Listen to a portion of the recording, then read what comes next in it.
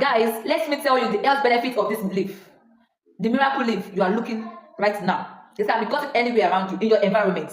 Now let's go into it. One, it heals wound. The juice or crushed leaves can be applied to cuts, burns, and insect bites. Insect bites. Do you understand that? Number two is that it can be used to clear the throat, the cough when you have cough. Okay, and the mucus that is stuck in the throat, it can be used to clear it. You